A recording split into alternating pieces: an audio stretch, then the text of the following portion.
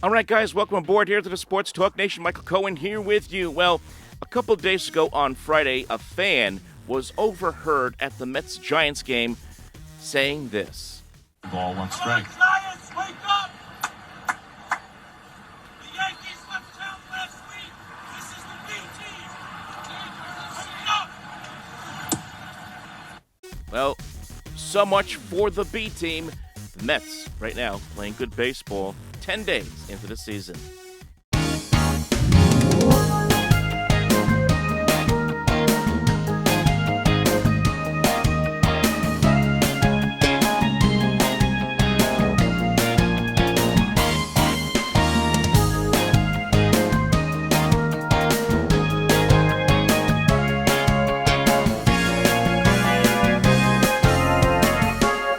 So, folks, look, it is April. It is a long season for a reason, as I always say. And when I say that, I mean that both in when teams are playing well and when a team is not playing well. And we have seen really a share of both, especially with regards to the Mets here in the early going of 2026.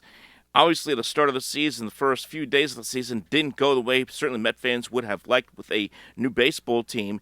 And I think in still many ways, this is a team that is still learning how to gel.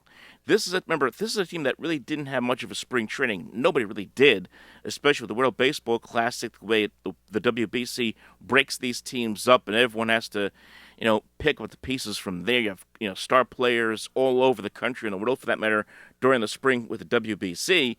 So I think that does play a role into it. But really, it's an entirely new roster.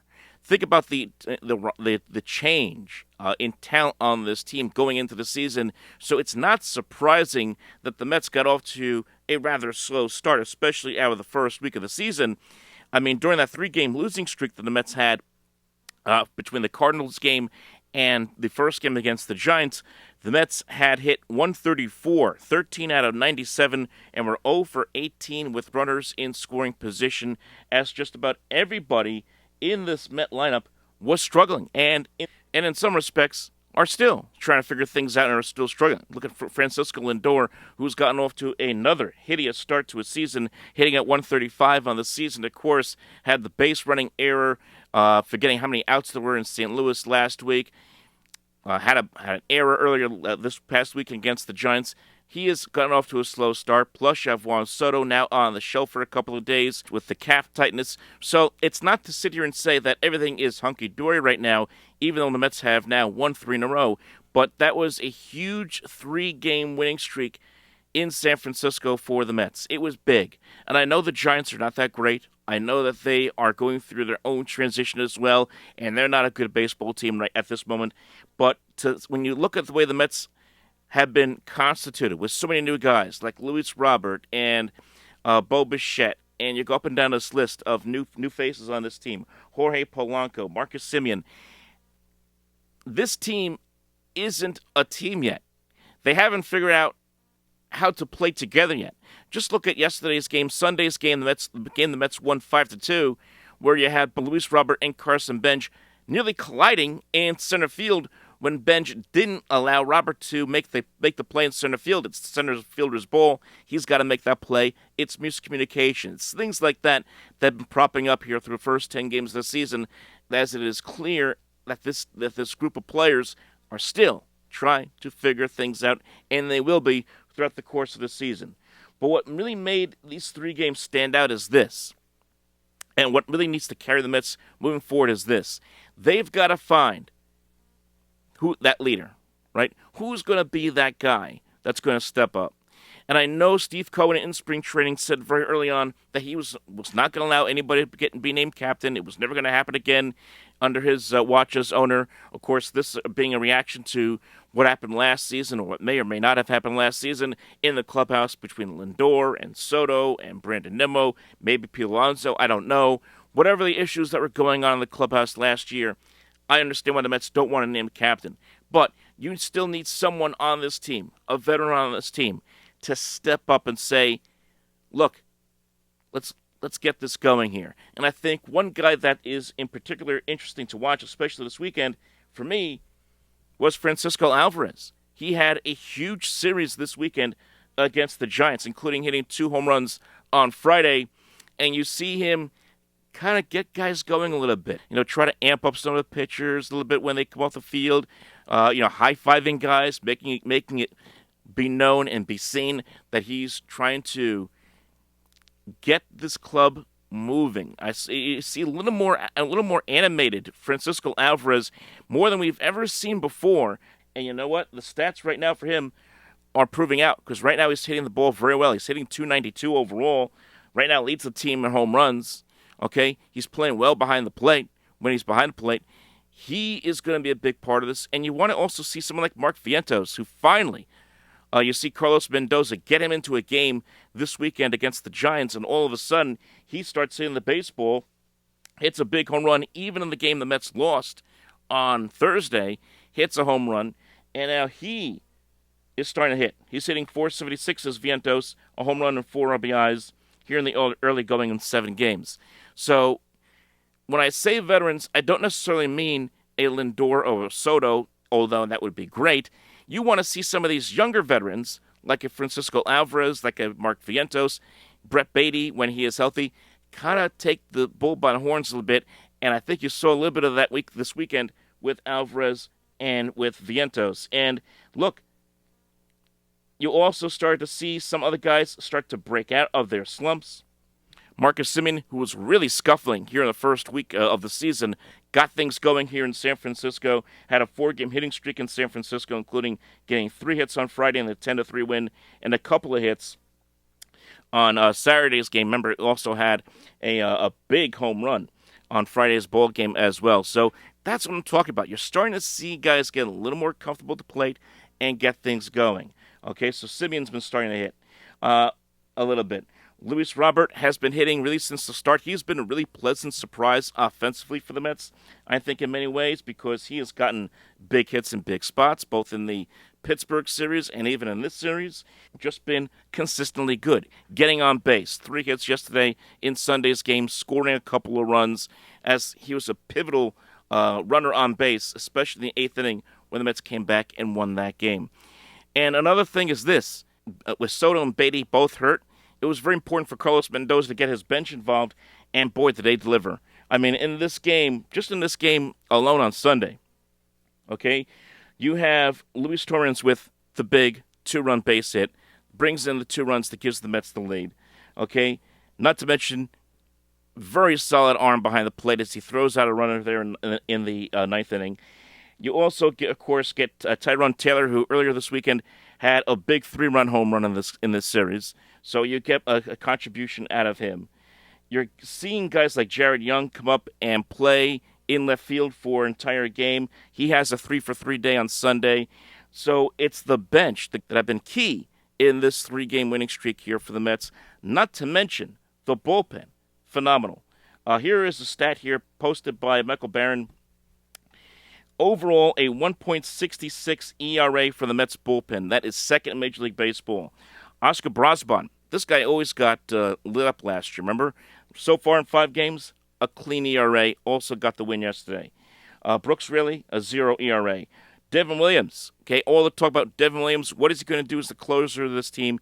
Gets a big save on Sunday. He, too, has a 0 ERA. And Luke Weaver, a 0 ERA. So the bullpen, very good so far. But I think the biggest key to this, and this little bit of a run here the Mets have had here in the last couple of days, not only has it been some much-needed leadership by guys like Alvarez and Vientos in this lineup, but how about Sean Manaea? Sean Manaea, who was supposed to be in this rotation, it's getting $25 million a year, got roasted a little bit by Met fans, including myself, over the fact that, hey, look, now he's going into the bullpen. What's going to happen here? He has the most important hang with him you can think of. When he comes out and in the stead of a struggling David Peterson and gives the Mets some much-needed innings. He gives the Mets some much-needed innings, and he also gets his pitch count up, gets his velocity up a little bit, which he needs to do and work on his craft a little bit to get back into this rotation. And he steadies the ship because now all of a sudden those relievers that would have pitched in that crazy game on Thursday, the game that the Mets lost, they all of a sudden had a day off. much-needed day off after that tough series in St. Louis, and we're able to come into this series and just settle things down the rest of the way. So Sean Manaea, a huge part of the Mets' 3-game winning streak. So here are the Mets. They're now 6-4. As I said, I think this is a product that is still developing here. This is a team that I don't think has the full-on chemistry that it's going to need, certainly when we get to the later part in the year. This thing is going to be changing over the course of an entire season, as we know. But you like the signs of life you see from this offense. You, of course, want to see more from Bo Bichette, obviously. You want to see more from Lindor, obviously. You want to see more from Soto. I get it. This is not going to be a home run hitting team. Okay? This team will not hit home runs the way we've seen from past Met teams. Okay? Like last year's team where you had Alonso hit 38 home runs and Nimmo hit 25 and, Soto hits 42 and huge home run numbers. You're not going to see that much at all from this team. If this team is going to win games, and if they're going to win series, they have to be more of a finesse team where they have to do a lot of hit and runs. They have to move guys around, use the speed to their advantage, and also just kind of use small ball. And that's fine. You can win with small ball. I think we saw a little bit of that this weekend. Now, again, they're going up against a bad Giants team. It's not like they beat the Brewers. I get it. It's not like they beat the Braves this weekend. I get it. It was a bad Giants team. I understand that, but at the very least, it resets them. It resets the table a bit for the Mets as they come back home, and they'll open up a 6-game homestand against a Diamondbacks team that's been struggling with some injuries right now here in the early going, and the A's, who have been up and down so far in the early going of this 2026 season. So that's where the Mets are at this moment. As for the Yankees, let me tell you. I mean, yes, I understand the Yankees finally lost the game yesterday, and finally their pitching came apart. But what a start for them this year. I mean, they're 7-2, one of the best records in baseball, but it's all about the pitching. All about especially the starting pitching, which has just been phenomenal. And this is a Yankee team that still doesn't have Garrett Cole in the rotation yet. He's still on extended spring training. Yankees right now with a 2.35 ERA as a team, and at one point, before, I believe it was after the series in Seattle, they had an ERA of 0.61. 0.61. So they have been very good. But Max Fried, 3 starts. His ERA is at 1.35. Cam Charlotter, he's also 2-0. A 0 ERA. Will Warren, 2 starts, an ERA of 2.70. Okay, Ryan Weathers, has a 4.50 ERA, so someone's got to have a beta ERA somewhere, right? But the fact is, that's what's so amazing about that. That's what's so impressive about the Yankees start is that the pitching has been very good. And as I said, doing without Garrett Cole on extended spring training as he's coming back from Tommy John surgery, but also Carlos Rodon, not with the team right now as he's trying to recover from off-season surgery. And if the Yankees, if and when, and it's certainly going to be more when, the Yankees get those 2 guys back into that rotation and you throw it into, let's say, with Fried and Schiller, who have been so spectacular here to start the season, Yankees are a scary team. Yankees will become a very scary team. And they haven't exactly hit on all cylinders offensively yet, right? Yes, Giancarlo Stanton is off to a sizzling start in the slap hitting at .394, but, Aaron Judge is off to a bit of a slow start. Jazz Chisholm off to a bit of a slow start offensively.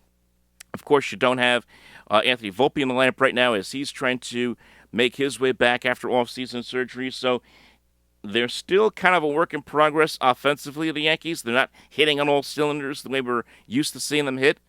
But their pitching is what's driving it, and what's most impressive, as I said, to do it without 2 of your top guys in that rotation. Makes the Yankees a very scary team looking forward down the road as we get into the summer. So, folks, that's where we are now, week into the about a week and a half into the season. I'm going to try to do these kind of things, kind of recap a homestand, recap a road trip kind of thing, at least every Sunday night into a Monday morning, kind of a Monday morning quarterback thing here with the baseball teams. We'll try to do that every week and make it a regular thing. So, folks, like and subscribe. We'll talk to you next time right here on Sports Talk Nation.